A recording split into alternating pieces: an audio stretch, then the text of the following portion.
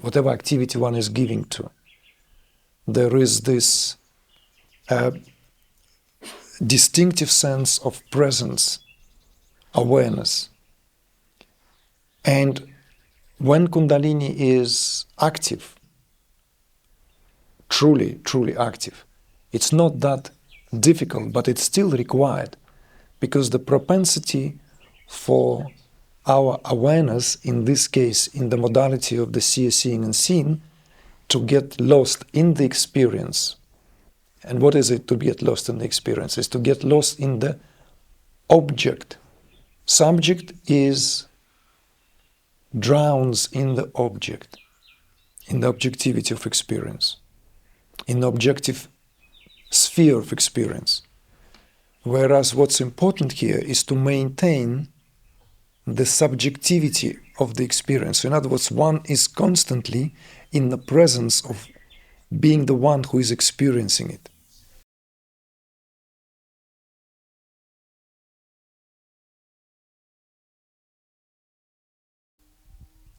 Well, for me it's kind of easy to rest my attention, for example, on the breath moving or, visualization. As long as there is anything dynamic, I would say, then keeping the attention is easy, going into Salvikalpa Samadhi, etc., etc.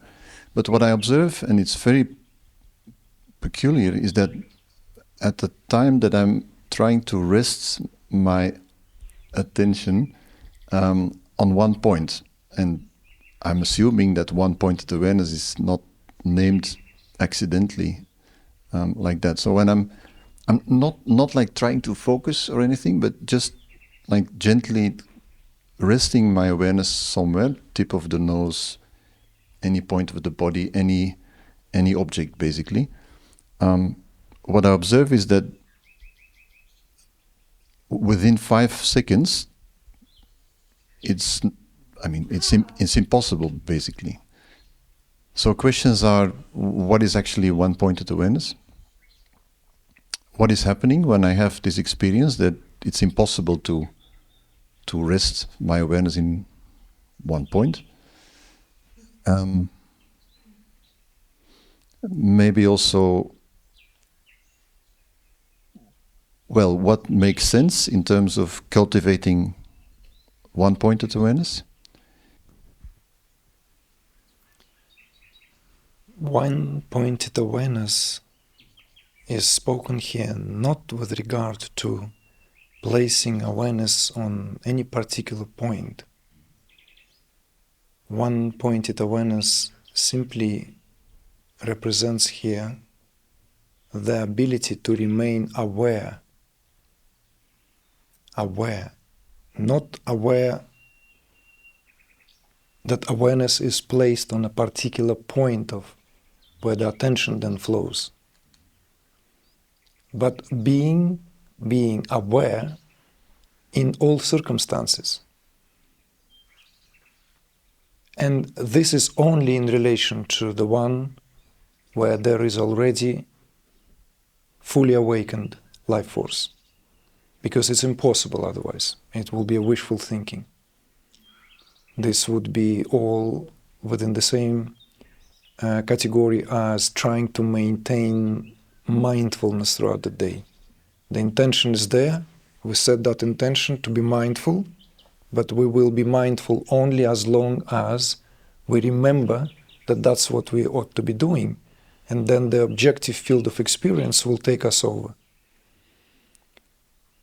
So with the awakened life force, and this is why that quote was brought as a reminder, and this is of course not chiefly attributed to Swami Lakshmanju. This is a very well known, that in order to successfully rise Kundalini, one-pointed awareness is required. So in other words, awareness here, it's like whatever is being done, whatever activity one is giving to, there is this distinctive sense of presence, awareness. And when Kundalini is active, truly, truly active, it's not that difficult, but it's still required, because the propensity for our awareness, in this case, in the modality of the seer, seeing and seen, to get lost in the experience. And what is it to get lost in the experience? It's to get lost in the object. Subject is drowns in the object, in the objectivity of experience, in the objective sphere of experience. Whereas what's important here is to maintain the subjectivity of the experience. In other words, one is constantly in the presence of being the one who is experiencing it. See? So what does it do? This brings about the possibility of pranic flows being subjected to primarily the force of Udana. So in other words, one is always on the rise. On the rise, you see? The propensity for pranas to ooze out are proverbial, and it can ooze out through principal channels, the big channels, the apanic channels, where the discharge happens of all sorts, the biological discharge of the fluids and the relieving ourselves, and discharge of semen, movement of during the childbirth. All these are apanic movements. But with that, of course, there is this discharge through all other apertures, all the time. True practice of pratyahara in the vocabulary of yoga is not so much control of the senses. It's not the control of the senses as sometimes, and very often times, translated and interpreted, that one controls the senses because this is a prerequisite so as to enter meditative state. But here is the ability to be able to curb the senses, withdraw them from the respective sphere of objective experience. And the example is the turtle or tortoise drawing its limbs into its shell. So it's this movement that's important, not the control. Curbing of the senses. This is the true meaning of pratyahara. Pratyahara can be practiced paradoxically whilst one is not even on meditation cushion. One can do that throughout the day. Simply as you withdraw your attention from activity you don't want to give your attention to. You consciously do that. You don't give your attention there. In the same way, you withdraw the sensory perception from whatever is happening there. So this amounts for having the so-called greater, I would say, efficiency when it comes to utilizing the body, when it comes to these experiences. And one-pointed awareness here is not directed to anything in particular. So it's actually contrary to what you've asked. So it's very good that you asked to clarify. It's not required to be aware or placing an awareness on anything in particular and keeping the awareness on that. I realized that one-pointed awareness is not only and specifically meaning that, to be able to... but I'm still with the second question, which is what is actually happening when I do, just do the experiment of not forcing, but just like gently laying my awareness indeed somewhere in particular. And it's impossible, like literally, to keep it longer than 3, 4, 5 seconds. So No, it is possible. Yeah, not here. It's not yet. It's not impossible. Of course it is possible. Do you mean that it's not possible to maintain your awareness on a particular point of attention in meditation? Or with eyes open, with ears open? It's easier with eyes open, but with eyes closed in meditation, it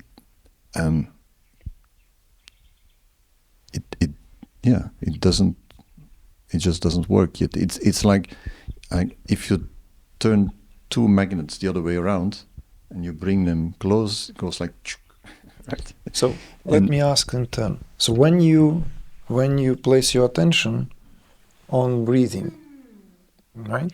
On breathing, can you maintain your attention on breathing for a while? Yes. However, there is some degree of jumpiness, I would say. So yes, I mean I can follow even for a long time, but there's some degree of it moves. Like, in other words, what do you mean by jumpiness? Well, you cannot maintain your awareness permanently, let's say, on each and every incoming and outgoing breath. Yes. It lingers. Yes, and I sense that the dynamic which is not allowing that is actually the same as what I experience very clearly when I do rest in one point. And okay, let's clarify this. First, it is possible to place your awareness on any particular object. What will happen in turn is not that you cannot keep your attention, but if the connection, or rather the awareness, is one-pointed, and if it is one-pointed persistently enough, what will happen is that the subject and object, in this case, will collapse. In other words, if you intently look at something, not just look and then it's no longer, because there is a very surface level of how we use our sense perceptions, surface level, just quickly acknowledge, oh, it's pretty, oh, wow, look, beautiful, oh, this is, but then there is intently looking at it. If you go even beyond that, just intently looking, but carry on looking, what will happen is that experience of you looking at something and what you're looking at will meant to merge. And when that happens, of course, it's no longer requires quality of attention, the merging taking place. It's a kind of also a confirmation of how subject and object get very intimate. Therefore, people in the fields who are repeatedly given to certain practices at the level of ritual, like anything you practice, there are these moments, distinctive moments of falling into the object of your attention. But this is not the same as in the mundane consciousness when we go about daily life, where our consciousness is arrested in the objectivity of experience. Here it's done another way around. It's the same mechanics, but it creates the greater and greater and greater intimacy. So with that great intimacy, the gap begins to shrink between the observer and the observed. And at some point, the act of recognition takes place. The recognition, of course, always takes place. But in this case, it's a very, very subtle recognition at the very, very refined level. So in other words, the act of seeing is no longer at the superficial state of affairs. So these dynamics now of observer and the observed brought about the identity of the observer with the observed. And it may not last for long, and if it's not a meditative practice, if one is not aware that this is one meant to maintain that and somehow, then it may give this very strange sensation of complete, that sense of merging. It's easier to merge with what we like, but we are sometimes forced to merge with what we don't like because of the same dynamics here. But for the sake of clarity, the keeping attention on an object, if you can maintain your attention for just a while in meditation, that same principle is employed in meditation, that an object of meditation meant to dissolve. We're not meant to keep constantly on the object of our meditation. This is not the purpose of meditation, or certainly not the goal of meditation. Meditation itself is defined as an uninterrupted flow of awareness towards an object, whatever that object of meditation happens to be. But then, of course, we always speak of this in three, as you know very well, should know at least by now. It is the togetherness of concentration, of that flow, that meditation, and integration or absorption, that samyama, right, of this concentration, right, meditation, absorption, that samyama of dharana, dhyan, samadhi, always in place. So this is why it's never instructed to keep on at the object of meditation. At some point, it either dissolves, fizzles away, just disappears, and this means that it served the purpose. If, however, our attention, in other words, pushed to the surface level here would amount for thinking returned. Just we're sitting, we're thinking we're meditating, see? And then all the array of thoughts suddenly start to come in. So our awareness is surfaced. So meditation technique of some kind, of any kind, needs to be employed. So it needs to override the otherwise pattern of thinking. You cannot just stop thinking. It's impossible. It's very well known. It's impossible to stop the mind from thinking. So there needs to be something that tricks the mind, overrides. So therefore, meditation techniques of all kinds are devised. And the effective ones are those where very quickly the mind begins to transcend. There's some trace, everything becomes more abstract. As long as we don't mistakenly begin to chase that abstract nature of thought. So very often beginners, or maybe not just beginners, this error that they're subjected to, thought becomes more and more, let's say, abstract. And instead of letting it go now, because that's the time to let go completely, and it's very easy. What was I thinking just now?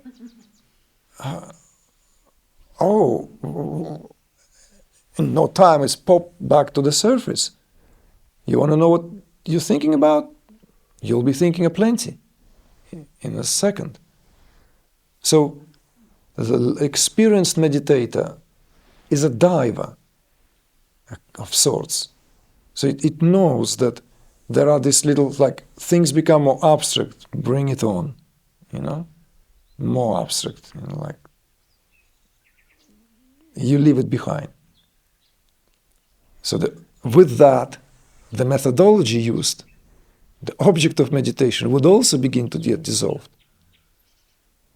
And then it should be your second nature, so that it doesn't take long at all to touch that. Yeah, so all the seer seeing scene dynamics that you have like reiterated, I do recognize them, and then I've had all these experiences. But I guess my question was, and maybe there's just absolutely nothing to be concerned about, is that the uninterrupted flow of awareness on an object, that I would expect that some mastery of that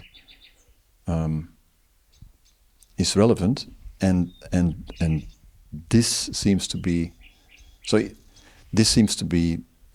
impossible. That's the only thing that puzzles me, right? So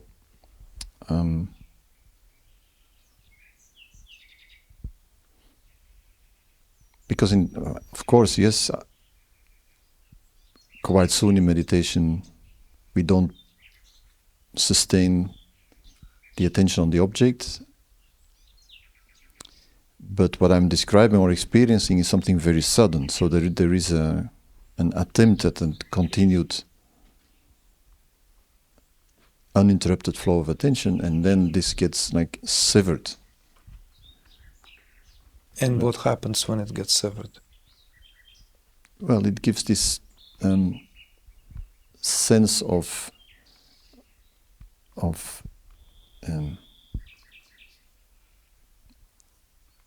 blanking out, falling asleep is the closest I can get, and But when you don't lay down, your body is still seated. Yeah. Yes. So, have you tried to give in to that?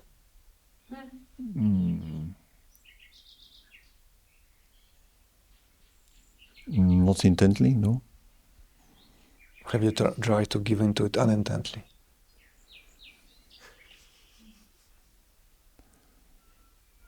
So, let's make it easy. If this is what happens, you ought to already give it a shot, because it's already happens. See what happens. It may feel as if you're falling asleep. Maybe actually it feels exactly that kind of,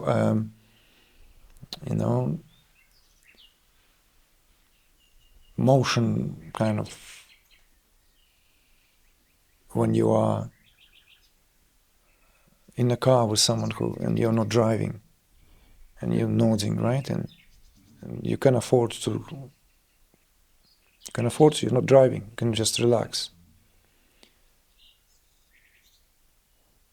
What if this, what you describing here, is this sudden, what you refer to as severed interruption, is a deeper sudden dive, where you're entering the deeper state of meditation and you're denying yourself, you're trying to keep alert, but you're not driving the car, you can relax.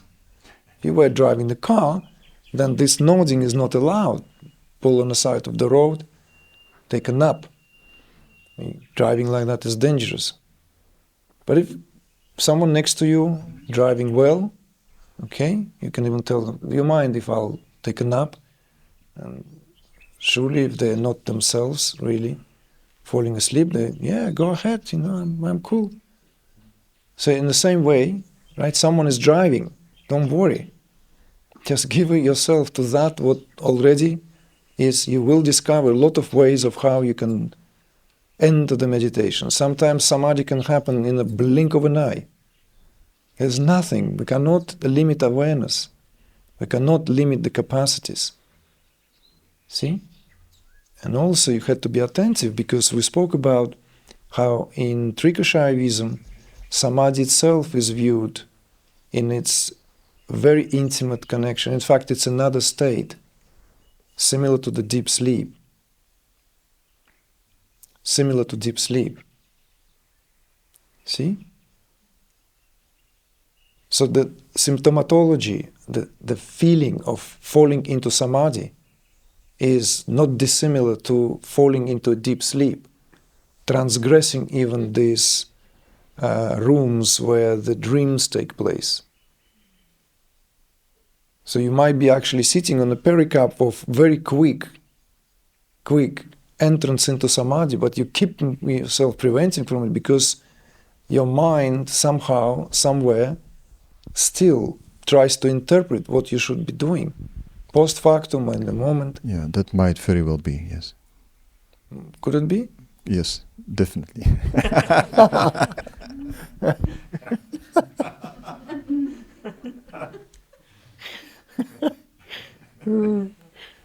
So